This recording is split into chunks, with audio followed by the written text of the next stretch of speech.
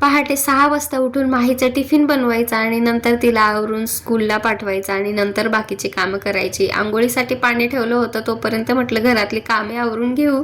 Bedroom मध्ये बरेच कपडे होते, कालचे घडी घालायचे, तर तेच घडी घालून ठेवून दिले सगळे आणि दुर्वा झोपली होती. म्हटलं तोपर्यंत बाकीची पण कामं आवरून घेऊ, तर हॉल आवरायला घेतला.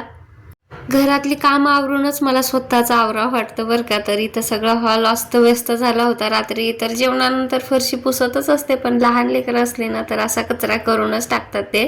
झाडू वगैरे मारून घेतला, आंघोळ केली आणि जास्त काही नाही, थंडी असल्यामुळे थोडंसं मॉइश्चरायझर वगैरे लावत असते. दुर्वाई उठली होती, तिला सुद्धा आंघोळ घातली. आणि थंडीचे ना कपडे धुवायला तर नकोच वाटतं, पण काय करायचं, धुवावेच लागतात. चांगलं ऊन पडतं आमच्याकडे इकडून सकाळी कडकडीत, तर त्यामुळे धुवून घेतले. तर मस्त नंतर एक चहा घेतला आम्ही दोघींनी.